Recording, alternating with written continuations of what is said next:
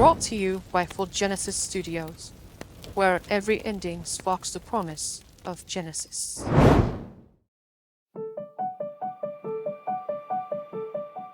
Have you ever had a bad day at work? Maybe the coffee machine broke, your computer crashed, or that meeting that took forever to end that finally ended at 3 hours. Well, let me tell you about Cincero Rufus Perry. He was a Texas Ranger back in 1844, and he had what could only be described as the worst day at work in human history.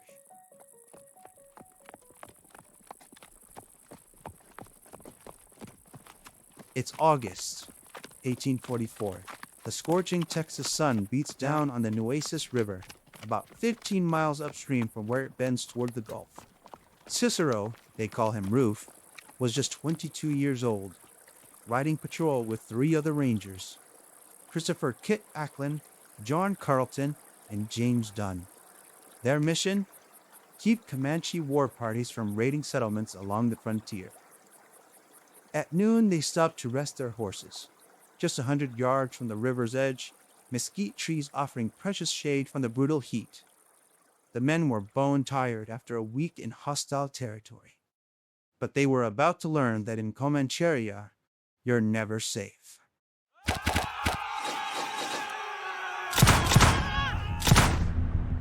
The attack came without warning. Comanche warriors, painted for battle, erupted from the brush like fury itself. Arrows darkened the sky. In the chaos of gunpowder smoke and screaming horses, Rufe felt the first arrow punch through his body. Then another. Then a third. When the smoke cleared, Carleton and Dunn had fled, abandoning their wounded comrades. Rufe and Kit lay crumpled on the dirt, blood pooling beneath them. The Comanches, satisfied their enemies were finished, vanished as quickly as they'd appeared. But they'd made one crucial mistake.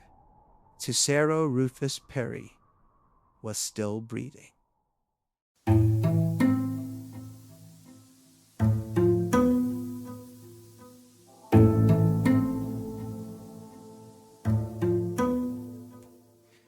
Kit Ackland died within hours, but Rufe, somehow with 3 arrows embedded deep in his flesh, he dragged himself upright. If Rufe here can go north to San Antonio, he's home free. But here's the thing. He has no horse, no weapons, no food, no water. It's just him, a young man with an iron will, staring at, get this, 120 miles of the most hostile wilderness in North America.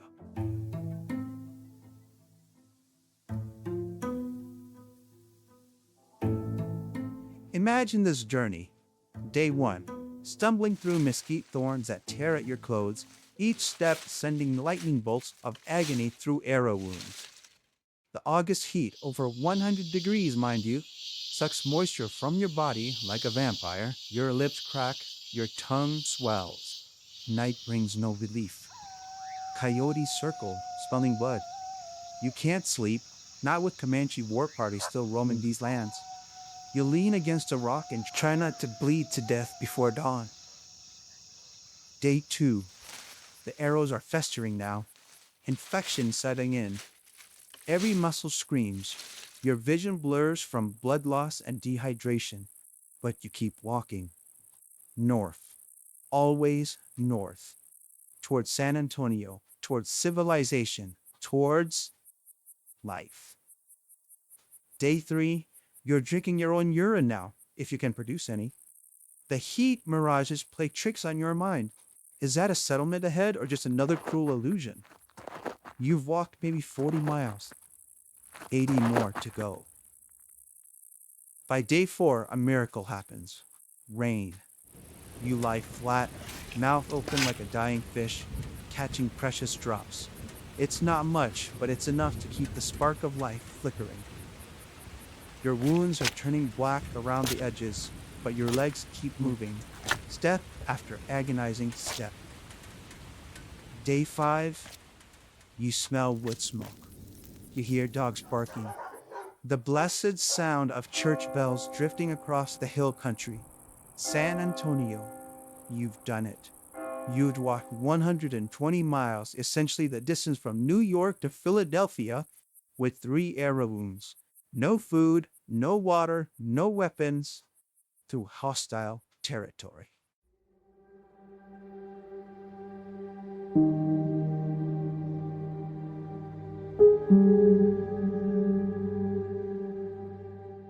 When Rufe stumbled into San Antonio's military plaza, more skeleton than man, the townspeople thought they were seeing a ghost. His face was sunken, his clothes hung in tatters, and those 3 arrows? Some accounts say he pulled them out himself along the way. Others say doctors had to remove them in town. But here's a remarkable thing about Rufe Perry. This wasn't even his closest call. Over his decades as a Texas Ranger, he would accumulate 20 arrow wounds and 7 bullet wounds. 20 arrow wounds. Mind you, most people don't even survive 1. Perry lived to be 76 years old, dying peacefully in 1898, more than half a century after that August day in the Nueces River. By then, the West was won. The frontier was closed, and the young people couldn't imagine a world where a man might walk 120 miles to survive. But maybe that's exactly why we need to remember Cincero Rufus Perry.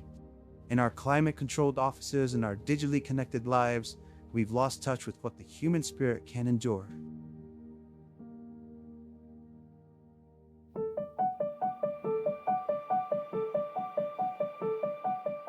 So the next time Monday morning feels impossible, the next time you think you can't take another step, remember a 22-year-old Texas Ranger who proved that sometimes survival is simply refusing to quit. Remember that inside every one of us lives a little bit of Rufe Perry. We just pray we never have to find out how much. Because when your back's against the wall and hope seems lost, sometimes the only thing you can do is take one more step, and then another, and another, until you reach home. And now you know what Google didn't tell you.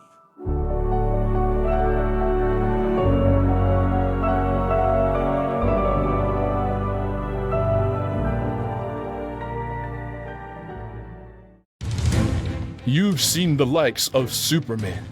Up, and away, ay. You've heard of the Flash.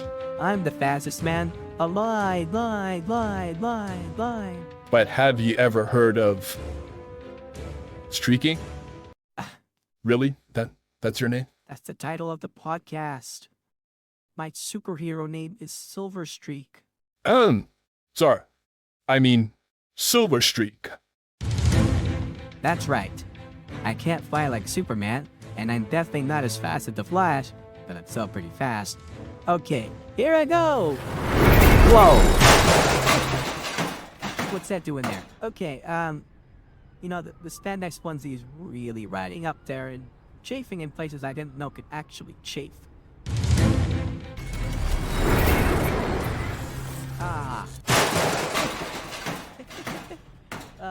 Wow.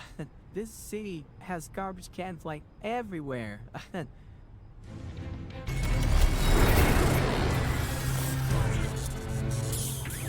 Sorry. Fulgenesis Studios introduces Streaking. Because sometimes the only hero you need is the one that keeps trying. Available November 14th, 2020. You've just experienced a Fulgenesis Studios original. If you enjoyed this episode, please leave us a 5-star review, then explore the Fulgenesis universe at fulgenesis.com, where every ending sparks the promise of Genesis.